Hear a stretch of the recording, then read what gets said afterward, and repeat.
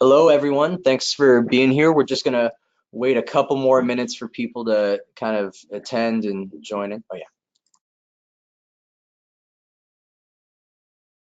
yeah. We're just going to wait a couple more minutes for people to trickle in and make sure we get people a chance to log on. So we're going to start in just a couple of minutes.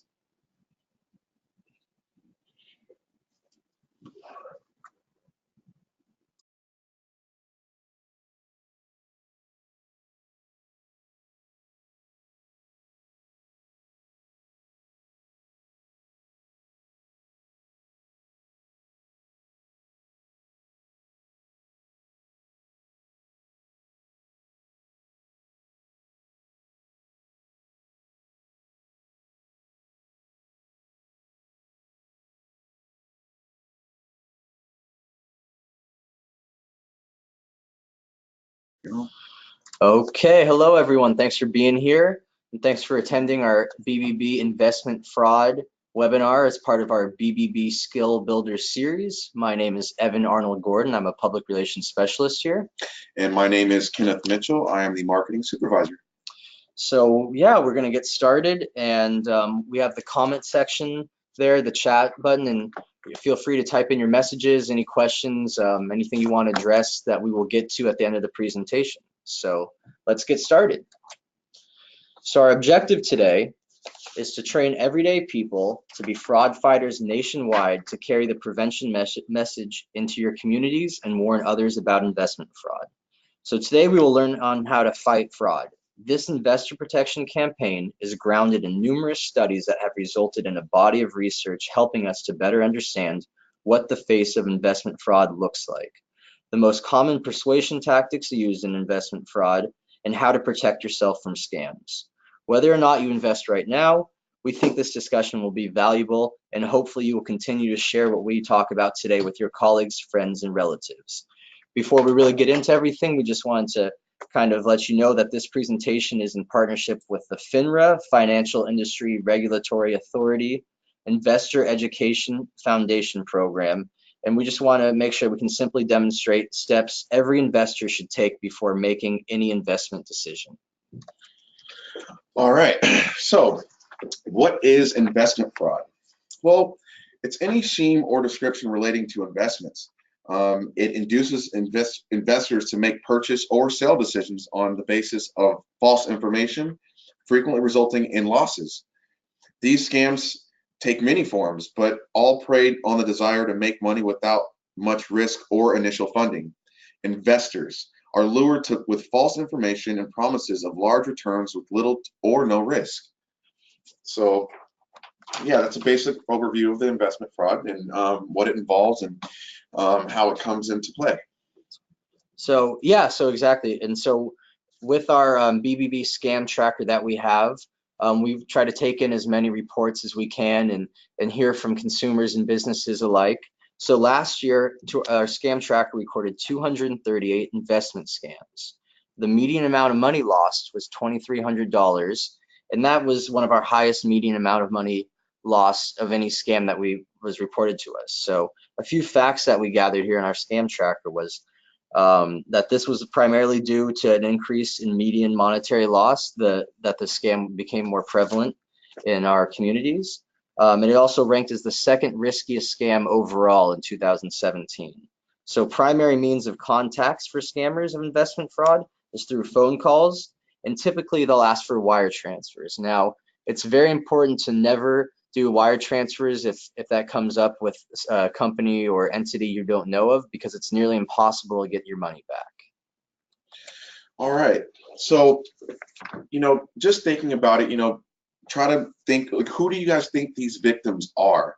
Do you think that they have no college education? Are they below average financial literacy? Do they live alone, or none of the above? It's often that people think that these victims are, fall within these characteristics, but it's actually none of the above. There are many other variables that come into play and what make up these victims that are tricked and scammed out of their money each and every day.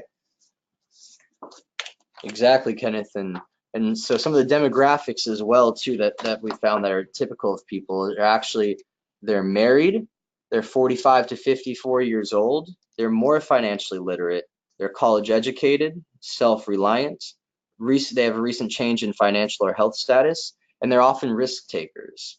So it's important to remember those, you don't fall into stereotypes of what investment fraud, can happen to anyone really. And it's very important to be prepared, and it doesn't matter who you are, race, gender, age, you need to be very careful about where you're investing your money. So who are the perpetrators?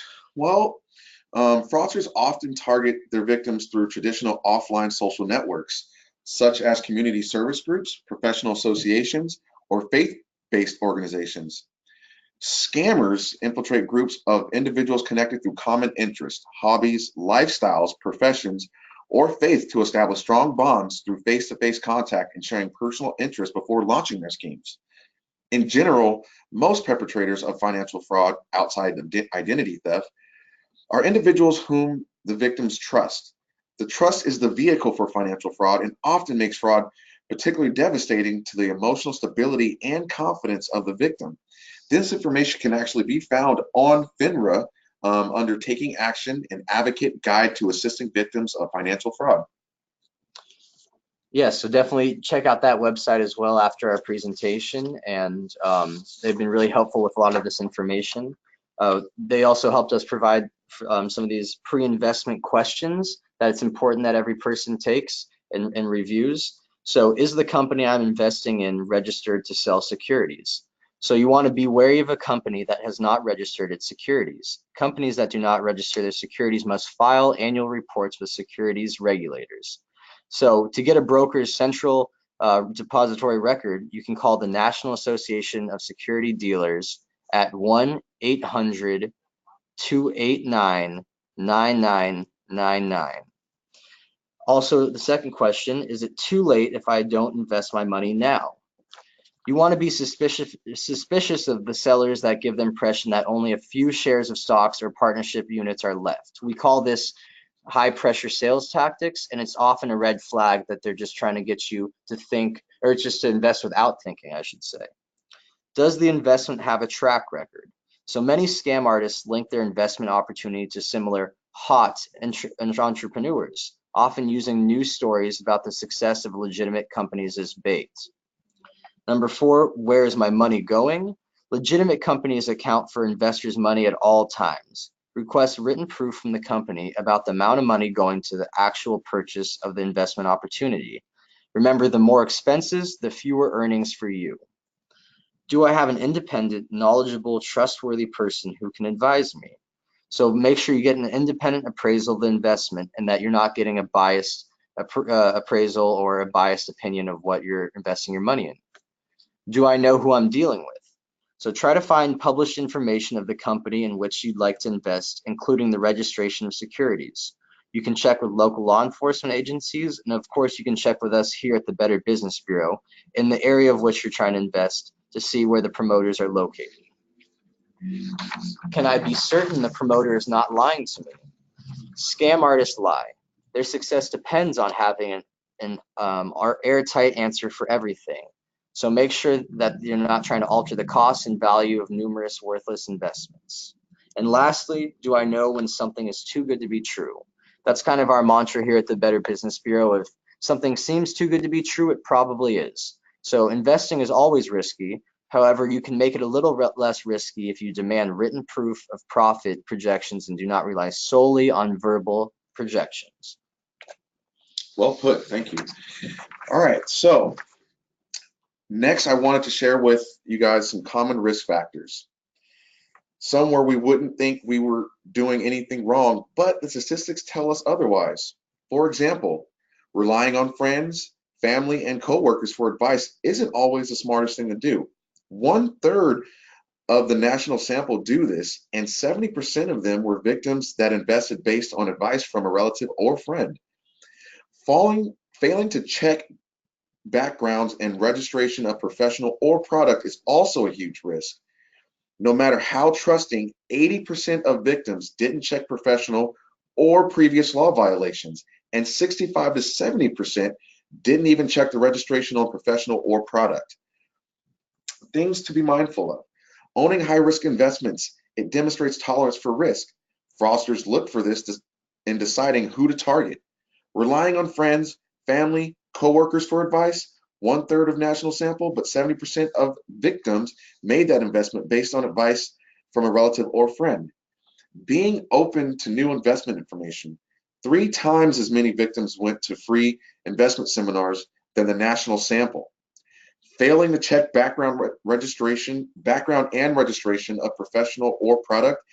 80% didn't check professional for previous law violations. Most didn't check registration for a professional, 70%, or product, which was 65%. Exactly, Kenneth. And so those are kind of common, risk factors that you'll see. And so now we're going to talk about spot persuasion to kind of protect yourself from falling into these people that are trying to get after your money. So first of all, we have phantom riches. So dangling the prospect of wealth, something that you want but you can't have, for instance, gold or a hot commodity. There's source credibility. So it is better to deal with credible people or individuals in positions of authority. It's a red flag if maybe they're a salesperson and they're saying they're, working under their boss. It's always important to ask for more information, ask to speak to somebody who has authority and who can actually is in charge of making the decisions. There's social consensus. So if everybody wants it, it must be good. We often see this with celebrity endorsements where something may be new and trendy, and so that may kind of lure you into investing, but it's important to keep, to be level-headed and to do your background research. Reciprocity, so doing a small favor in return for a big favor. We often see this with legitimate companies or agencies where they may, help you as part of their job and then expect something in return as far as an investment or some monetary reciprocation for what they did for you. But remember, you do not owe them anything. If they do their job for you, that's simply what they're paid to do. We also have scarcity. So if something is rare or scarce, it must be more valuable. That also kind of ties into phantom riches. If you have something like jewels or anything that seems to be, hard to find, they'll kind of push that on you as well. So make sure and look out for that. All right, some common schemes. As you can see here, we have a few listed. The pyramid scheme, the Ponzi scheme, the market manipulation, and the advance free scheme. Some additional ones that we also have, or that we didn't list, was the cryptocurrency, where Bitcoin is a peer-to-peer payment system that uses its own currency called Bitcoin and transit business. Bitcoins are not issued by banks or governments. Indeed, the Bitcoin platform was designed to offer an alternative to national currencies like the dollar and commonly based currencies such as gold or silver coins.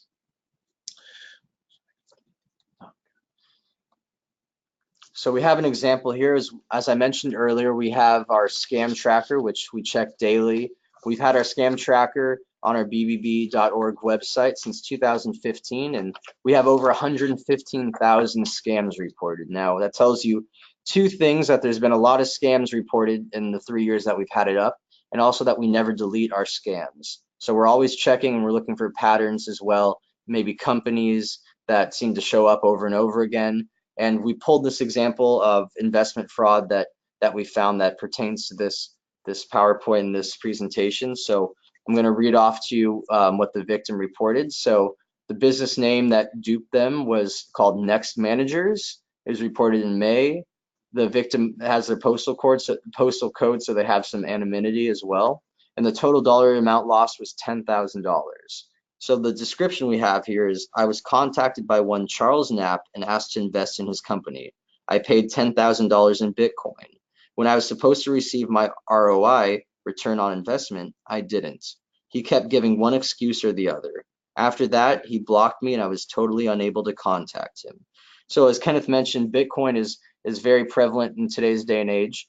It's a new type of currency, but also it's very important that you realize that scammers often use this tool. It's it's very similar to wire transfers, really, because it's next to impossible to get the money back. It's untraceable, really, and so you want to make sure that if you look for red flags like that, are they not asking for, other types of payment? Are they only insisting on wire transfers or Bitcoin? So definitely be mindful of that.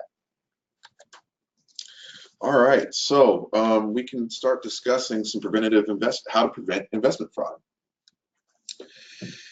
All right, here's some quick tips to prevent investment fraud. You can't fully avoid it, as we saw. They are constantly changing and spreading into different communication mediums, but we can try our best by verify the company or investment broker is licensed or registered before you give them any money in the United States or anywhere. You can also check finra.org to validate and give you some additional tips when trying to prevent investment fraud. Also, reducing sales pitches on the phone, in person, or through email. We can also learn a few persuasion red flags so you can use those as good judgment on if you should fully trust an investment or not.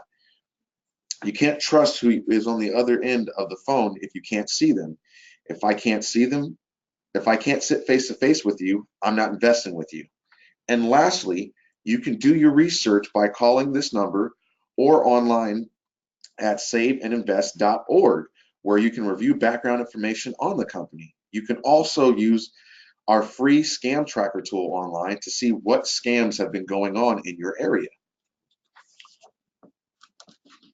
So next we have reporting investment fraud, and we just want to start by saying if you are a victim of investment fraud, the best thing to do is to report it immediately. You want to get on top of it. You want to make sure that you can, take the measures to protect yourself or your business, whatever it may be. So it's important to right away try to get on top of preventing it from spreading further. So we have our first method is to create a fraud file. So you can start by collecting relevant documentation concerning the fraud in one's file that's kept in a secure location. Maybe a safe or what have you. You want to make sure that you have all your documentation readily available, but also only that you can access. So you want to know your rights. You have rights imparted by federal and in some cases state law.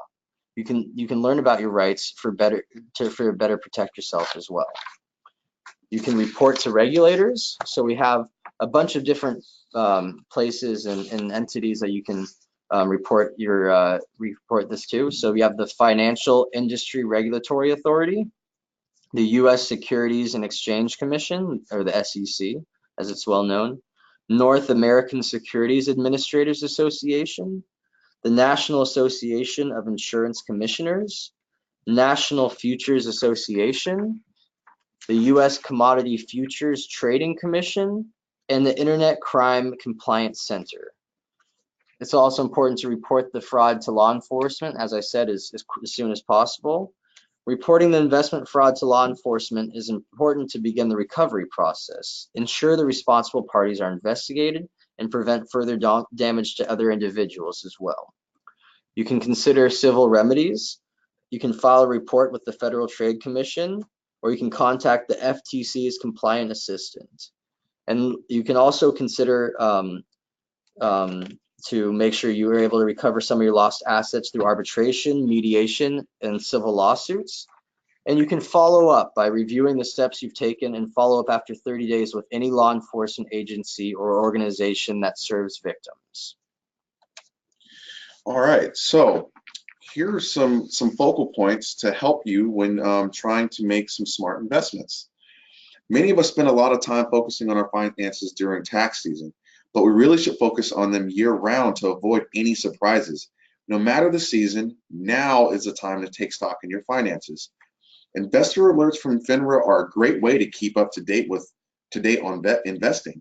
The alerts include tips on investment products, frauds and scams, trading securities, and more. See FINRA's investor alerts and register to receive them via RSS feeds or email. These are some great pointers to look at and to take into consideration if you're considering investing or if you're just reviewing your finances. As stated a few moments ago, these are something that we should constantly be doing year-round to help reduce the risk of us being possibly scammed or these fraudsters trying to prey on, everyday people. So where to check as well? We have some of these resources here. Feel free to take a screenshot. You can also refer back to our PowerPoint, our webinar that we're going to have available on YouTube as well. So here we have our professional product types, where to check, and the URL and phone numbers. So we have investment professional and products through the State Securities Regulatory Agency at nasaa.org, the U.S. Securities and Exchange Commission, the SEC, FINRA broker check at saveandinvest.org. We got a lot of our information from them, as we mentioned earlier, and state insurance regulators at naic.org. All right. So, we always want to make sure that we're accessible and that you guys can find whatever or find out the information that we want to make readily available to both businesses and consumers. These are some great platforms to find information that we release on a daily basis. Again, like Evan has mentioned, if you want to refer back to any of the information that we referenced in this webinar, please find us on our YouTube channel, Golden Gate Better Business Bureau, and you'll find this webinar as well as all other webinars that we've done in the past, in addition to some other informational pieces. Feel free to also follow us on Instagram, Twitter, Pinterest, or Snapchat at Golden Gate BBB, in addition to Facebook and LinkedIn. Awesome, exactly. And thank you all so much for attending. And if you have any questions, please feel free to put them in the chat box down there. We have ours open, so we can see if you have anything you want us to address, any questions, any slides you want us to go back so you can write down more information.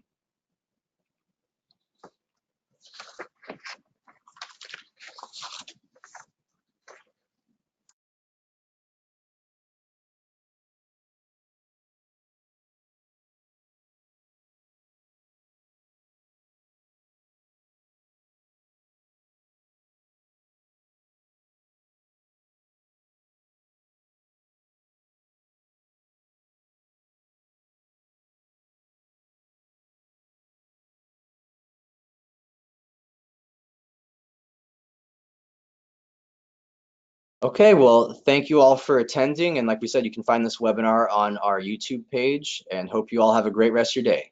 Thank you so much.